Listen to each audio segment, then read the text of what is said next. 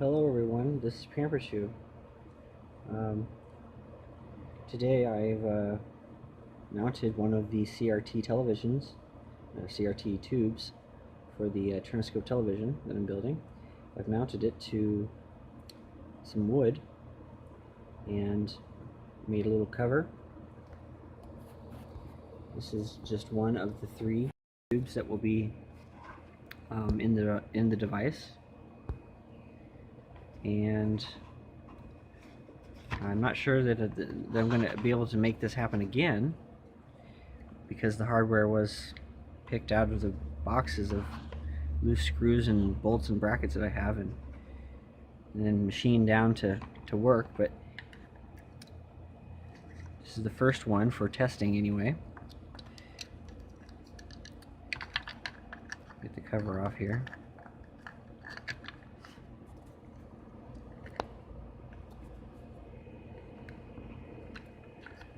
Well, hold on. Let's set that to the side. So this is the first mount that I've made. And it's holding the CRT by the outside of the yoke here, with a U bracket, a C bracket, and there's some foam underneath there where it's being supported by an aluminum block from a hinge that came out of a Tektronix oscilloscope keyboard. And I had two of those, and since I was going to have one tube be the reference, and it might even be glued down to something, or at least have a block that's permanent, the two others I wanted to at least match. I don't mind if the green doesn't match, but I wanted the red and blue to match. For some reason, I'm kind of picky about making it look nice, even though it's not serious. Anyway, on the bracket, I drilled out two large holes for the screws that are holding it in, and those are non-threaded except for the last little bit, and there's actually one of those long bolts inside the wood here, so that's screwing into the top part of the long bolt, and then I have the other side screwed down with a flat screw.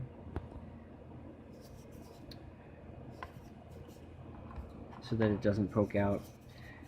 And then, because the two pieces of wood were torquing quite a bit, I just shoved in another one just to keep it from twisting around while I'm experimenting with setting it up.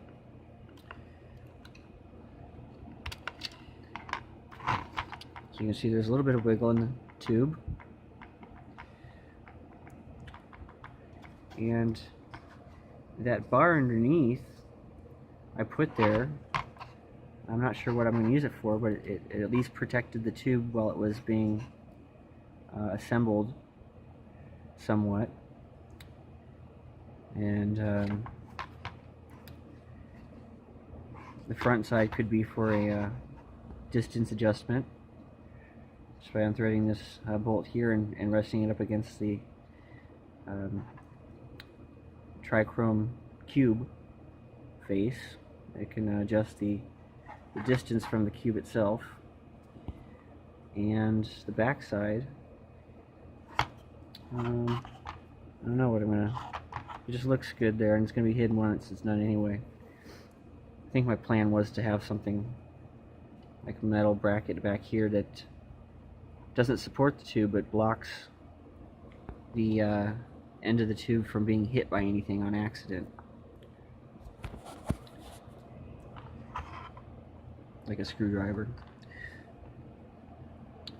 So I'll power this up later today, I think, and see how it functions with the electronics that I have for these. I did some more reading And now I understand that video, regardless of which format, except for NTSC, is the same exact signal. But here's a little chart that I found. It kind of explains the different levels of compression of RGB, because in the end it's always going to be RGB, because our CRT monitors and LCD monitors are red, green, and blue pixels. So it doesn't matter how it's compressed, encoded, except for NTSC, it's all going to be the same signal.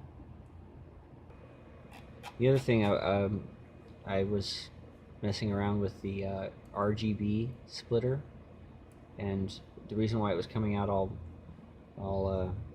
blown out was because of a DC voltage offset that wasn't set properly.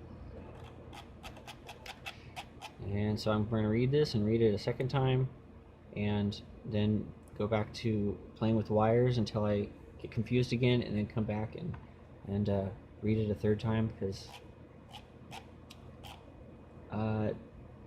there's a lot to understand when you're trying to actually build something.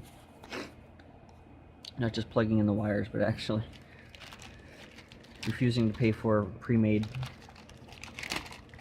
parts and looking for pieces out of other things. I was going to look up this chip here and see what it can do and what it was meant for. Oh, it's a composite input. I think that's what that's called now. An NTSC composite input. I put a little connector there for the 12-volt power, because this is going to be a standalone. Originally it would have had power from its motherboard, but I'm not going to be using that right away. Oh yeah, and this little cover. If anyone can guess where this cover came from,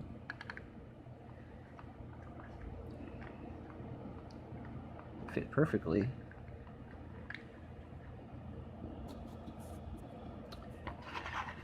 This is old construction retrofitting for telephone equipment. So people who didn't want to run wires in the walls, they'd just get this little box that would stick on the, or it'd screw into the drywall, or lap and plaster, and the other half has a bunch of screw terminals where the wires go in, and that would have been where the phone jack was, right there. I have a couple cases of these, so I thought I'd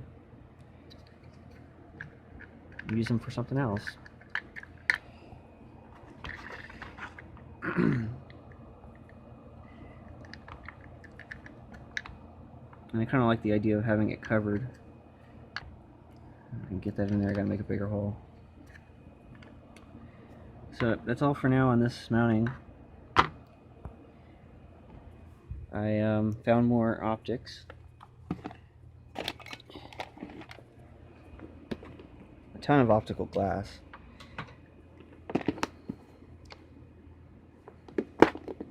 And I'm going to go ahead and use the smaller cube for the smaller TV. And I'm going to try to set two records here. It's going to be the smallest direct view Triniscope color TV that uses CRT. And it's also going to be the smallest physical size color CRT television. The box that it's installed in. I know that's going to be a little bit more of a challenge, so I'll see how dense I can get these boards in here. For now, though, I'm just going to do the traditional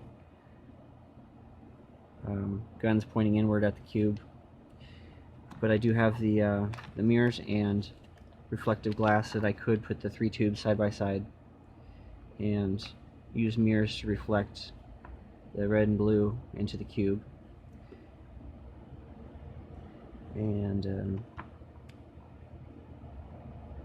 do it that way, where it's all in one rectangular shaped box. This cube looks a lot better too. Here's all this optical glass that I found. It's all been salvaged from other projectors. I think last year I bought 4 or 5 projectors at the surplus for under $10 each, just for the DLP chips mainly. I was collecting DLP chips. But it had lots of this kind of glass. I wrapped it all up and heat sealed it so that they don't get fingerprints and crud on them. But each type of glass has different coatings that either reflect certain colors or let through certain colors. Like this one here reflects blue light. It reflects blue light, but it passes red light. Hard to tell. But you can see my fingers behind there.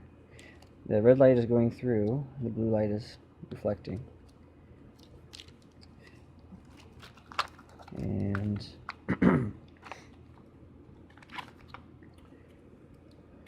optical quality mirrors, optical grade mirrors, where the silver coating is on the front side of the mirror.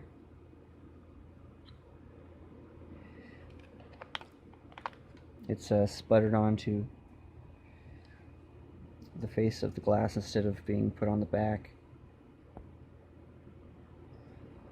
like a mirror in the bathroom would be coated on the back side of the glass. There's one that passes blue light and reflects yellow.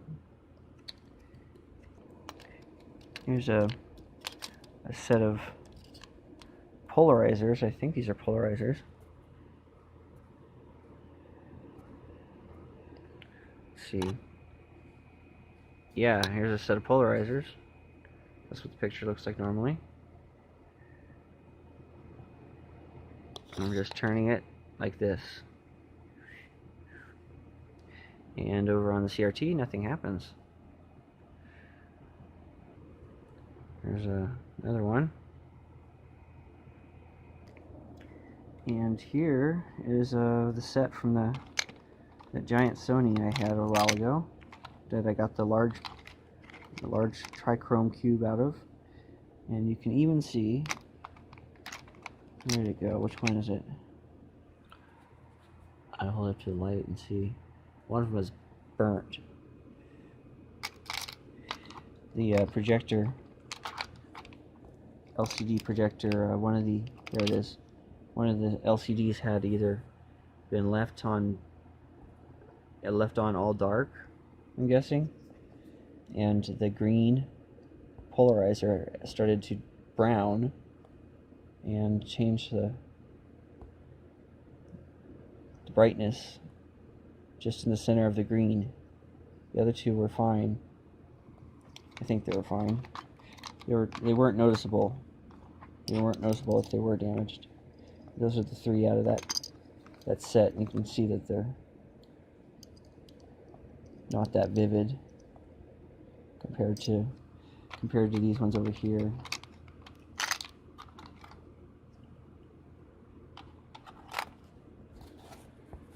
And what else is in here? This piece of glass here is a UV filter that came out of my last video camera that I had, the Sony A77. And when it stopped working, I pulled it apart and got to the image sensor, which is this size, and pulled it off.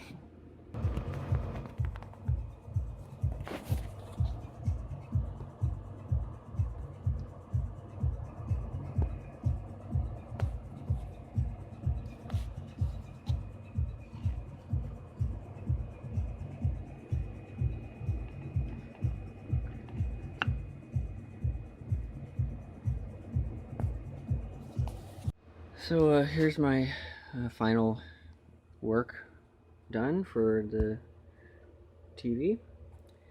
And I've decided on using the smaller cube there, and I have my first tube to align to another tube. See the blue one there?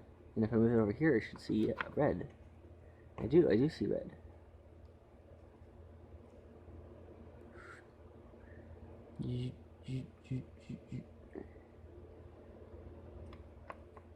So tomorrow I think I will hopefully be able to finish getting the third tube mounted,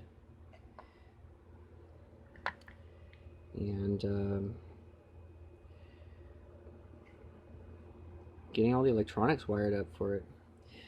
I have to change a few of the connectors around, but it should be no problem. Oh, uh-oh. Is my ion trap falling apart? This is delaminating. And I need to take new dimensions for this. It actually doesn't look like it's that much of a challenge to align it. I thought it would be a lot harder. It seems like my imagination was thinking integrated circuit precision, and this I can get close enough just by, like, right there.